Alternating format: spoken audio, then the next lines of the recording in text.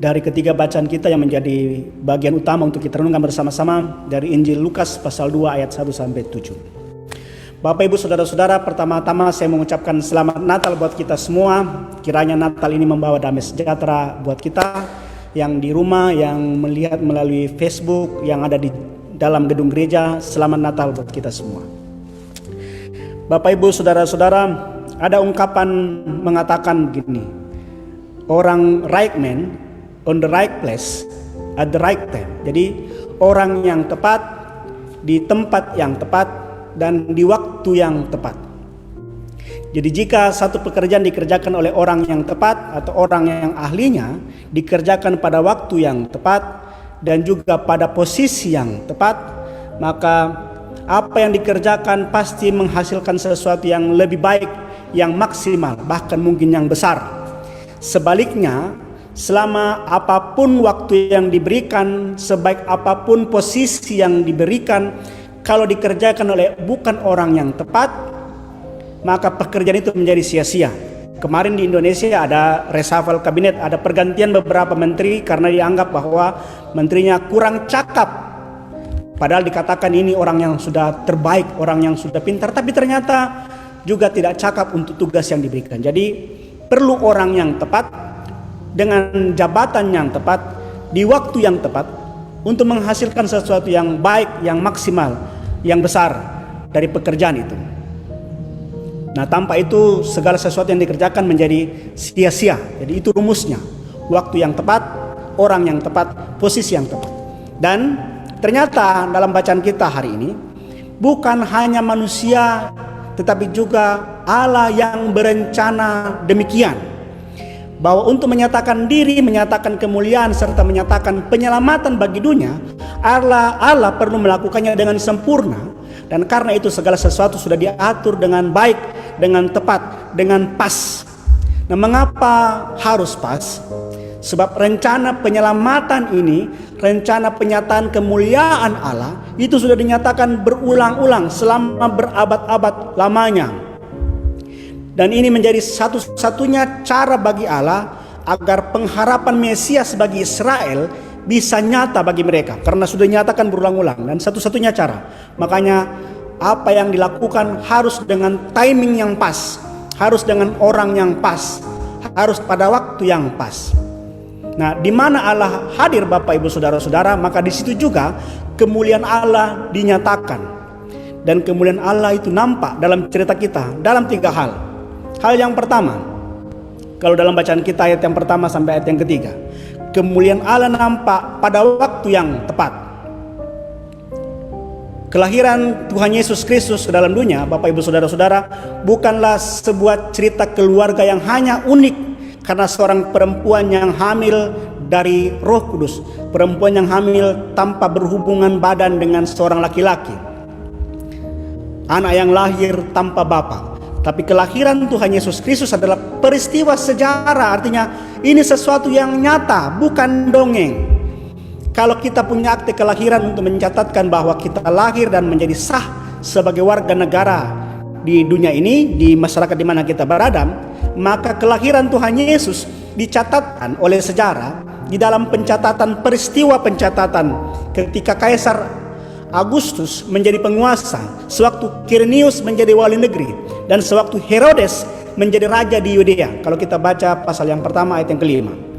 Nah, Kaisar Agustus, Bapak Ibu Saudara-saudara, adalah Kaisar Romawi yang terbesar kekuasaannya dibandingkan 3 kerajaan sebelumnya yang menguasai Israel.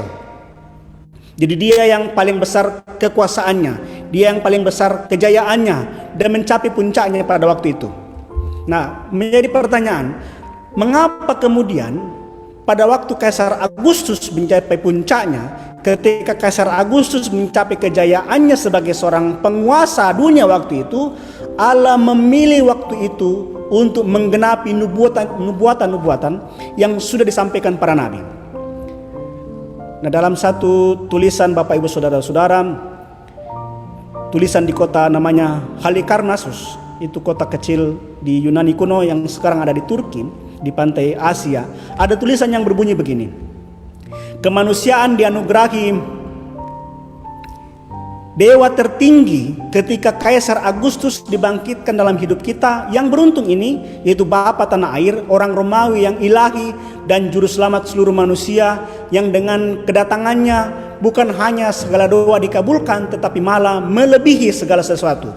Jadi orang Romawi dan orang-orang jajahannya pada waktu itu sungguh mengagungkan Kaisar Agustus dan dianggap sebagai juru selamat. Kaisar Agustus diagungkan, dianggap sebagai pembawa berkah bagi kehidupan mereka di dunia ini, bagi manusia kebanyakan menurut pandangan mereka. Nah, ketika ada raja di dunia bangkit dan diagungkan sebagai juru selamat oleh dunia, maka Allah memilih membangkitkan juru selamat yang sungguh-sungguh bagi manusia. Allah memilih untuk melaksanakan nubuatan yang telah disampaikan para nabi berabad-abad sebelumnya, ketika zaman Daniel, ketika zaman Abraham dan seterusnya. Allah ingin membangkitkan juru selamat yang sungguh. Kalau kita baca dalam Kejadian 49 ayat yang 10 dan juga kitab Daniel pasal 2 ayat yang ke-44. Ini membuktikan bahwa apa yang dikatakan Allah kepada umatnya Israel, bahwa sekalipun bangkit penguasa-penguasa yang akan menjajah mereka, sekalipun bangkit raja-raja yang akan menindas mereka, kekuasaan Allah tidak akan terputus bagi mereka. Pemerintahan Yehuda tidak akan berakhir bagi mereka. Sekalipun manusia, Bapak Ibu Saudara-saudara, dikuasai dan menguasai dunia ini, punya kekayaan, punya jabatan, dikenal hebat, orang yang membawa keberuntungan bagi banyak orang, pengetahuannya menjadi modern dan maju. Bapak Ibu Saudara-saudara, manusia bukanlah juru selamat. Sekalipun bangkit orang-orang yang berkuasa menekan orang-orang percaya, maka Allah tidak akan membiarkan orang percaya berakhir dalam pemerintahan dunia ini. Allah tidak ingin manusia salah memilih juru selamat. Allah tidak ingin manusia salah menyembah, salah mengagungkan juru selamat. Manusia tidak bisa mengklaim dirinya sebagai juru selamat. Manusia tidak bisa mengklaim dirinya sebagai yang menguasai segala sesuatu dan menyamakan dirinya dengan Allah. Ketika manusia mengklaim dirinya sebagai Allah, maka pada saat itu ia berhadapan dengan Allah sendiri. Dan karena itu Bapak Ibu Saudara-saudara, saya mau katakan begini dari firman kita. Iman Kristen, iman yang kita imani sampai hari ini dan seterusnya, bukanlah iman yang dibangun berdasarkan khayalan, berdasarkan imajinasi, berdasarkan dongeng-dongeng yang mati, atau cerita-cerita yang biasa kita dengarkan dari sejarah. Iman Kristen adalah iman yang hidup dalam sejarah manusia. Dan orang bisa menemukan sejarah iman Kristen sekalipun Alkitab itu ditutup. Ada banyak dokumen-dokumen yang menceritakan bagaimana perjalanan hidup orang Kristen dari awal Kristen bertumbuh. Iman Kristen adalah iman yang menyejarah. Dan orang juga harus tahu bahwa iman Kristen bukan iman yang menyamakan Allah dengan manusia, bukan iman yang menyembah manusia yang dianggap sama seperti Allah, bukan iman yang menyembah manusia yang dianggap menjadi Allah. Tetapi iman Kristen adalah iman yang menyembah Allah yang satu, Allah yang menjadi manusia, Allah yang berfirman, firman yang menjadi manusia. Dan Allah punya waktu yang tepat untuk menyatakan siapa juru selamat yang sesungguhnya. Dan dia menyatakannya pada masa pemerintahan Agustus, dan dia menyatakannya juga kepada kita pada hari ini melalui firman yang kita baca. Hanya Yesus Kristus yang ditetapkan oleh Allah menjadi juru selamat, dan dia adalah Allah itu sendiri. Allah punya waktu untuk meruntuhkan anggapan-anggapan dunia yang menyatakan bahwa dia bukan Allah. Itu yang pertama. Hal yang kedua, ketika Allah menyatakan dirinya, maka kemuliaan Allah juga menyertainya. Dan kemuliaan Allah itu nampak melalui orang yang tepat. Ayat yang keempat sampai kelima dalam bacaan kita. Nah, tentu Bapak Ibu Saudara-saudara, ketika kita bicara tentang orang yang tepat, maka pasti perhatian kita tertuju kepada Yusuf dan Maria dalam bacaan kita sebagai tokoh utama. Perjalanan waktu telah menguji ketaatan, menguji penyerahan diri, menguji kerendahan hati, bahkan kesetiaan mereka. Bayangkan Bapak Ibu, saya tidak bisa membayangkan diri saya sebagai seorang yang hamil, tetapi ya saya memperhatikan seorang ibu yang hamil tua. Membayangkan dalam pikiran saya ibu perempuan tua perempuan yang mengandung dalam hamil yang tua, berjalan dari Yudea, dari kotanya di Nazaret menuju ke Bethlehem. Itu kira-kira 145 km atau kira-kira 80 sampai 90 mil.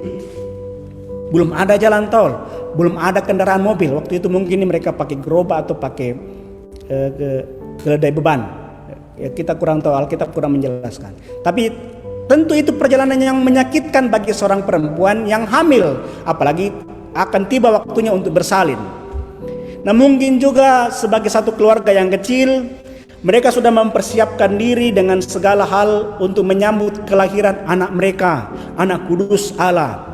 Ya, kalau orang-orang sekarang, ya ibu-ibu sekarang atau keluarga sekarang pasti sudah menyiapkan stroller, sudah mempersiapkan makanan untuk bayinya, susu untuk bayinya, pakaian dan sebagainya, bahkan menyiapkan kamar untuk bayinya. Nah, mungkin juga demikian dengan Yusuf dan Maria, sudah mempersiapkan segala sesuatunya. Tetapi tiba-tiba pengumuman untuk mendaftarkan diri datang, dan mereka sebagai warga negara yang dijajah oleh Romawi harus menyatakan ketaatan, harus ikut. Itu sulit, tetapi mereka harus tunduk. Nah, seorang bapak gereja bernama Yohanes Calvin mengatakan begini, bahwa sekalipun mereka menyimpang dari rencana mereka semula, tidak sadar kemana mereka pergi, tetapi mereka tetap pada jalan yang benar, karena Allah mengarahkan dan memimpin langkah-langkah mereka.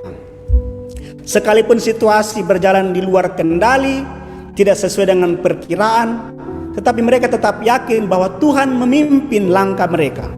Nah, di sini kita melihat bagaimana Allah tidak salah memilih orang untuk menyatakan kemuliaannya. Marta, Maria dan Yusuf adalah dua orang yang tepat dalam pilihan Allah untuk menghadirkan kemuliaannya dalam dunia. Kita pun Bapak Ibu Saudara-saudara adalah orang yang tepat. Orang yang tepat dipakai Allah untuk menghadirkan kemuliaannya di tengah-tengah dunia ini. Jika kehidupan kita disertai dengan ketaatan seperti Maria dan Yusuf, jika hidup kita disertai dengan penyerahan diri, kerendahan hati kepada kehendak Allah. Walaupun seluruh rencana yang kita rancang tidak berjalan sesuai dengan apa yang kita harapkan. Mungkin di awal tahun kita sudah berencana begini, nanti kalau tahun ini kita akan membuatnya ibadah kita, membuat perencanaan kita dengan lebih baik. Di awal tahun mungkin sudah kita rencanakan, sebelum kita mengerjakan sesuatu sudah kita rencanakan dengan baik, tapi ternyata situasinya berbicara yang berbeda. Kita ada sekarang dalam pandemi, kita terpisah satu dengan yang lain, kita berjarak dengan yang lain, itu di luar dari kendali kita. Tetapi tetaplah percaya Bapak Ibu Saudara-saudara, sekalipun situasinya sudah berubah, tapi keyakinan kita Allah tetap memimpin. Allah memimpin kehidupan kita menuju kepada damai sejahtera, menuju kepada impian yang diharapkan oleh Allah, menuju kepada kemuliaan yang ingin dinyatakan oleh Allah. Sebab jika Allah ingin menampakkan kemuliaannya melalui hidup kita yang taat, maka itu pasti terjadi. Jika Allah berencana agar kita menerima kemuliaan dari Allah, itu pun pasti terjadi. Sebab Allah tahu kita orang-orang yang tepat untuk itu. Dan karena itu, hiduplah dalam ketaatan, hiduplah dalam penyerahan diri, hiduplah dalam kepasrahan kepada Allah, agar kita menjadi orang yang tepat untuk menyatakan kemuliaan Allah seperti Yusuf dan Maria. Itu yang kedua. Yang ketiga, ketika Allah hadir, maka kemuliaan Allah juga menyertainya. Dan kemuliaan Allah itu nampak pada tempat yang tepat. Ayat ke-6 sampai ke-7. Nah, tempat yang tepat dalam bacaan kita ternyata bukan di rumah sakit. Ternyata bukan di ranjang dengan kasur yang baik paling tidak, bukan dengan selimut yang hangat, tetapi tempat yang tepat dalam pandangan dan penglihatan Allah adalah palungan, tempat di mana bayi itu dibaringkan dan kemudian dibungkus dengan lampin. Pertanyaannya, mengapa kemudian Allah memilih palungan? Mengapa bukan tempat yang lain? Dia kan Allah, dia kan Raja. Allah bisa saja memilih orang untuk dia lahir di gedung, atau lahir di rumah sakit, atau lahir di tempat yang lebih mewah. Tapi tidak dalam bacaan kita. Allah memilih palungan. Dan dalam Injil Lukas yang kita baca tadi dengan jelas menuliskan bahwa mereka tidak punya tempat lagi di penginapan atau dimanapun mereka mencoba masuk.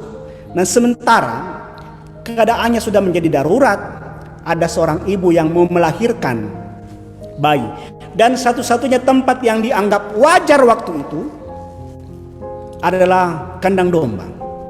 Nah, apakah ini skenario jalan cerita Allah yang menjadi salah? Saya kira tidak. Apakah karena Allah ditolak oleh orang-orang atau kemudian menjadi simbol dunia, lantas Allah kemudian membatalkan rencananya? Wah, karena sudah tidak ada tempat lagi, mendingan rencana untuk melahirkan juru selamat batal. Oh, tidak mungkin lagi itu terjadi karena Maria sudah hamil besar dan siap akan melahirkan. Tidak ada yang kebetulan, Bapak Ibu Saudara-saudara. Tidak ada yang tidak direncanakan oleh Allah. Yang namanya kebetulan itu tidak ada dalam iman Kristen. Allah lebih memilih tempat yang rendah dan hina untuk hadir daripada tempat yang tinggi, tempat yang mulia, tempat yang dianggap manusia mungkin selama ini layak. Tuhan menunjukkan kepeduliannya kepada manusia yang saat itu dalam penjajahan, khususnya bagi bangsa Israel yang dijajah oleh orang Romawi. Nah, di tempat lain bagaimana gembala-gembala, kalau kita terus membaca ayat 8 ke bawah dalam bacaan Lukas pasal 2 itu, ada gembala-gembala orang yang hina, orang yang dipinggirkan, tapi kemudian malaikat Allah menyatakan diri kepada mereka. Jadi ada anak kecil yang lahir di palungan, tapi kemudian disertai dengan pujian malaikat. Semua malaikat bernyanyi karena kelahiran bayi kecil dalam palungan ini. Palungan itu saya kira kita tahu bagaimana keadaan palungan. Kalau kita beternak, apakah itu beternak babi atau beternak kambing atau beternak apapun itu, palungan tempat yang kotor sekali, tempat yang bau. Di situ makanan babi dan sisa-sisanya ada, dan Allah memilih tempat yang kotor itu. Bapak Ibu Saudara-saudara, dari cerita ini kita mau belajar pada bagian yang ketiga. Kemewahan, kejayaan, kehormatan, semuanya bisa diraih. Kita bisa mencapai semuanya itu. Dengan segala upaya usaha kita bisa mencapai yang namanya kemewahan. Kita bisa hidup mencapai kejayaan, kehormatan kita bisa raih. Tapi yang namanya kesederhanaan dan kerendahan bukan sesuatu yang diraih dengan prestasi. Kesederhanaan dan kerendahan hati hanya dimiliki oleh mereka yang mau dengan rela menurunkan standar diri mereka dari pandangan dunia yang dianggap wajar selama ini. Kalau dunia berkata bahwa orang baru bisa dihargai jika ia kaya, lahir dalam keluarga berada, punya jabatan yang baik, maka standar Allah bukan di situ. Standar Allah ada di bawah. Nah, Allah tidak punya beban persoalan, beban masalah karena dia lahir di palungan. Allah tidak bergantung pada tempat. Allah melampaui tempat. Jadi kalau keinginan kita hanya mengejar posisi yang tertinggi supaya dihormati, supaya menjadi mewah, supaya menjadi jaya, supaya terkenal di dalam kehidupan dunia ini, maka Allah tidak di situ.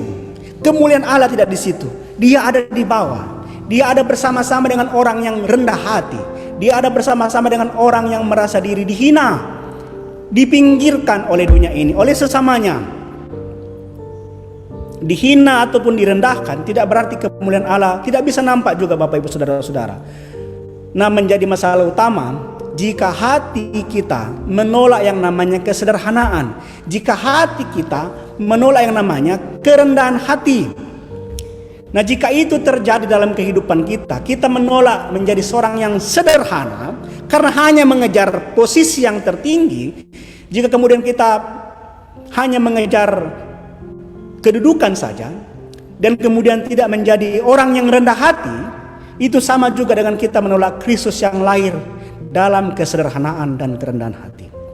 Dan bahkan kehinaan, kita menolak Dia yang lahir, kita menolak Kristus Yesus Tuhan kita. Kesederhanaan, kerendahan hati, serta kehinaan adalah tempat di mana Allah memilih itu untuk menyatakan kemuliaannya. Seperti waktu Dia lahir di kandang domba, di mana kemuliaan disaksikan gembala-gembala melalui malaikat-malaikat Allah. Tema Natal kita tahun ini, Immanuel, yang berarti Allah beserta kita, Allah bersama-sama dengan kita. Allah turut merasakan hidup kita, turut merasakan apa yang kita alami.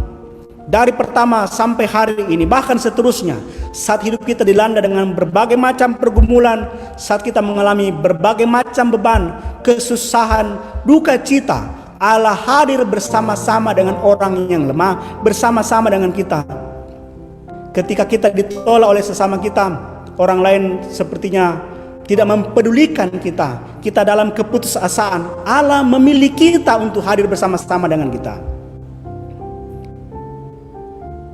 Dan kehadirannya membutuhkan tempat, yaitu hati yang senantiasa terbuka, hati yang menyadari kemuliaan Allah, hati yang selalu merasa hina di hadapan Allah. Maka di tempat itu Allah akan datang. Kemuliaan hidup bukan hanya milik kita, tetapi buat semua. Dan Allah tahu tempat di mana Ia harus berada. Dan ya, seperti yang saya katakan di awal tadi, kita adalah orang yang tepat. Allah punya waktu yang tepat untuk kita. Dan ya, kita punya hati yang tepat, di mana Allah bisa menyatakan kemuliaannya bagi kita untuk semua orang di dunia ini. Dan karena itu Bapak Ibu Saudara-saudara, tema kita hari ini, kemuliaan Allah dalam palungan, kemuliaan Allah di tempat yang paling hina, kemuliaan Allah dinyatakan di tempat yang paling rendah. Tetaplah percaya kepada Allah, jadilah orang yang senantiasa hidup dalam kesederhanaan, hidup dalam kerendahan hati. Maka Allah akan menyatakan kemuliaan kepada kita dari hari ini, sepanjang kehidupan kita, bahkan sampai Kristus datang. Dia ada bersama-sama dengan kita, Dia ada menjaga kita, Dia hidup dengan kita di dalam hati kita masing-masing. Amin.